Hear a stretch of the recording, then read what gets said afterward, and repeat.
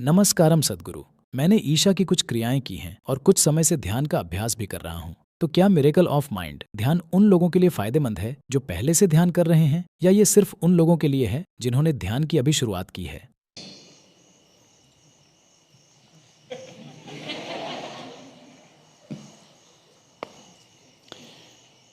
एक बुनियादी निर्देश ये होता है, जब भी हम ध्यान की प्रक्रिया में किसी को दीक्षित करते हैं, कि कभी भी सीनियर मेडिटेटर मत बनना। मैंने आपसे कई बार ये कहा है ना, क्योंकि जो सीनियर होने वाली बात है, ये एक बहुत बड़ी समस्या है। हर कोई यही कर रहा है। देखिए, आपके माता पिता, उनकी एकमात्र योग्यता क्या है कि वो आपसे कुछ साल पहले इस दुनिया में आ गए, पर वो ऐसे बर्ताव करते हैं जैसे उन्हें सब कुछ पता हो। हेलो। उनकी भी वही समस्याएं हैं जो आपकी हैं, पर वो ऐसे दिखाते हैं जैसे उन्हें सब पता है। आजकल आप किसी कॉलेज में दाखिला लेते हैं, जब हम बड़े हो रहे थे तब ऐसा नहीं था, पर आजकल अगर आप किसी कॉलेज में जाते हैं तो वहां कोई एक बेवकूफ होता है जो आपसे बस 1 साल पहले आया है, और वो सीनियर है। वो आपको पीटना चाहता है, गालियां देना चाहता है, हर तरह की हरकतें करना चाहता है। कई शिक्षण संस्थाओं में ये एक कल्चर बनता जा रहा है। उसकी योग्यता क्या है? वो 1 साल पहले आ गया। हेलो। तो हर जगह सीनियर हैं। मैं कहता आ रहा हूं कि कभी सीनियर मेडिटेटर मत बनना, क्योंकि मेडिटेशन या ध्यान आपके जीवन का वो पहलू है जो आपके इकट्ठा किए हुए अनुभवों से नहीं आता।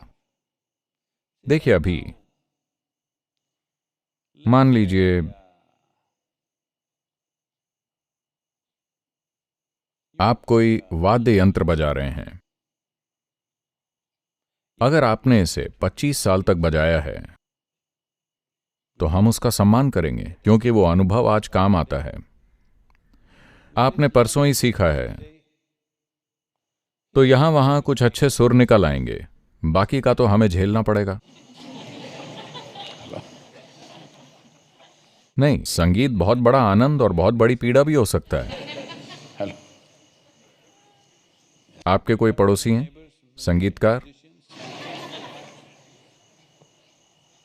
तो क्योंकि वहां अनुभव मायने रखता है। ध्यान वैसा नहीं है। यह अनुभव से नहीं, बल्कि इच्छुक बनने से होता है। यह जीवन के हर उस पहलू पर लागू होता है जो अंदरूनी है। जैसे अभी हम प्रेम के बारे में बात कर रहे थे। मैं एक सीनियर प्रेमी हूं। इसका क्या मतलब हुआ? बिल्कुल बकवास। असल में एक नया प्रेमी हमेशा सबसे अच्छा प्रेमी होता है कि नहीं?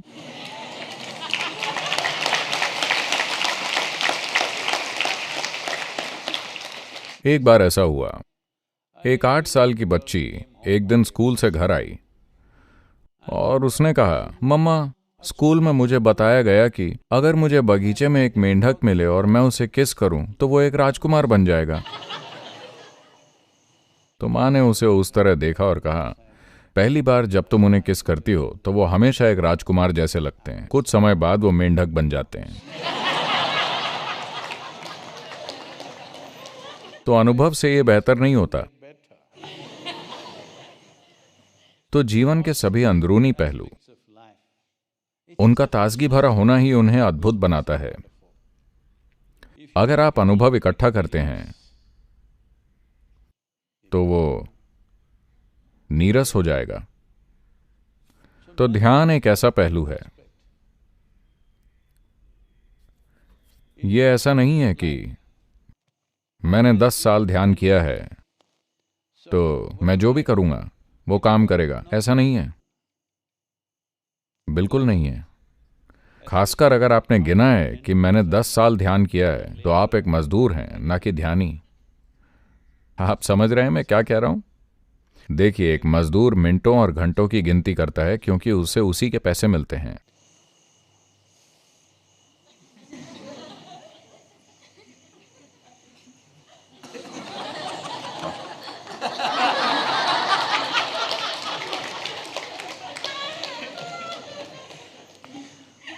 तो मैं समय नोट कर रहा हूं। जानते हैं ना, जब वो आते हैं तो मशीन में उन्हें पंच इन करना पड़ता है। तो जो लोग नीरस काम करते हैं, आपको उनसे वो करवाना पड़ता है, क्योंकि वो इंतजार कर रहे होते हैं कि वो कब रुक सकते हैं। लेकिन ये उस तरह की चीज नहीं है। आप ये नहीं कह सकते कि मैंने 10 साल ध्यान किया है। जिस पल आप सोचते हैं मैंने 10 साल ध्यान किया है, आप अब ध्यान में नहीं हैं, ये खत्म हो गया है, क्योंकि आप गिनती कर रहे हैं। ध्यान का उद्देश्य ही उससे परे जाना है जिसे हम समय और स्थान कहते हैं, और उसमें आप समय का हिसाब रख रहे हैं। आप में से जो लोग संयमा में थे, आपके टखने समय का हिसाब रख रहे थे।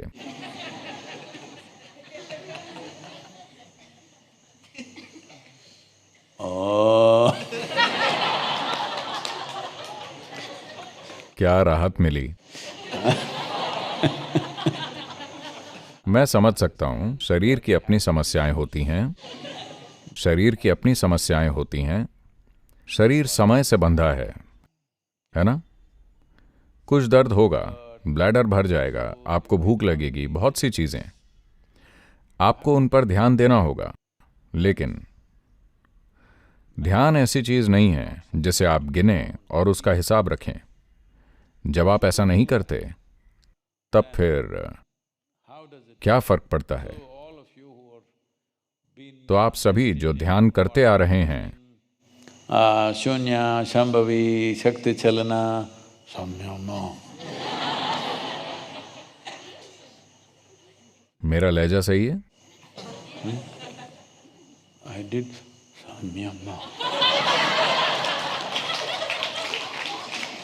आवाज कांप जाती है बस ये सोचकर कि टखनों और कूल्हे और रीढ़ की हड्डी के साथ क्या हो रहा था। नहीं, आपको प्रताड़ित करने का आइडिया नहीं था। बात बस इतनी है कि आपने न्यूनतम तैयारी की और आ गए। अगर आप अपनी साधना करके आकर बैठे होते तो यूं ही हो जाता। तो शरीर को एक तरफ रखना एक बहुत ही महत्वपूर्ण हिस्सा है। अगर आप शरीर को इस तरह तैयार नहीं करते कि आप उसे भूलकर बस यहां बैठ सकें, तो वो अपनी भाषा बोलना शुरू कर देगा तुरंत। तो क्या उन लोगों को, Those who've been meditating for a period of time, should they do this miracle of mind? जो कुछ समय से ध्यान कर रहे हैं, क्या उन्हें ये मिरेकल ऑफ माइंड करना चाहिए? अगर आपका मन पहले ही एक अद्भुत चमत्कार बन चुका है तो कुछ करने की जरूरत नहीं है। लेकिन अगर वो अब भी ऊपर नीचे होता रहता है, अब भी उस पर काम चल रहा है, तो आपको ये जरूर करना चाहिए। सिर्फ आपका करना नहीं, बल्कि ये भी बहुत महत्वपूर्ण है कि अपने आसपास एक अच्छा माहौल भी बनाएं। देखिए, एक बात है, अगर आप थोड़े से सनकी हैं तो ये कई तरीकों से आपको परेशान करता है और आप आसपास के लोगों को भी परेशान करेंगे। दूसरे भी कोई अपवाद नहीं है। अगर वो थोड़े सनकी हैं तो वो ये पक्का करेंगे कि आप भी थोड़े कष्ट में रहें। शायद इरादे से नहीं, पर स्वभाव से ऐसा होगा। स्वभाव से अगर ये दुखी है तो ये दुख फैलाएगा, अगर ये आनंदित है तो ये आनंद फैलाएगा। ऐसा नहीं है कि उन्हें कुछ खास करना है, सिर्फ जिस तरह से वो अपने पैर घसीटते हुए चलते हैं वो आपकी जान ले लेंगे। हेलो, आया ना? आप कुछ महत्वपूर्ण करना चाहते हैं, ऐसे वो आपके बगल में चलेंगे, वो आपकी जान ले लेगा, है कि नहीं? तो ये बहुत महत्वपूर्ण है कि सभी सीनियर मेडिटेटर्स, भले ही आप संयमा वाले हों, even if you are samyama, miracle of mind करें और सुनिश्चित करें कि आपके जीवन में कम से कम 100 लोग जिनके संपर्क में आप हैं, वो सभी इसे कर रहे हैं। क्योंकि तब आपके पास एक अनुकूल माहौल होगा, क्योंकि आप अभी भी उस स्थिति में हैं जहां आपको एक अनुकूल माहौल चाहिए। हेलो, देखिए, मैं आपके साथ हूं तब भी ठीक हूं। लोग हर तरह की चीजें करते हैं, लेकिन मैं ऐसा ही रहता हूं, चाहे कुछ भी होता रहे। जिस काम की जरूरत है हम करेंगे, लेकिन कोई भी हमारे भीतर नहीं घुस सकता, इसलिए कोई समस्या नहीं है। यह सीक्रेट मैं आपको बता रहा हूं। मैं मिरेकल ऑफ माइंड ध्यान नहीं करता। अरे सद्गुरु खुद ही नहीं कर रहे हैं। अरे इसीलिए तो आपको करना चाहिए, क्योंकि मेरा मन एक चमत्कार है।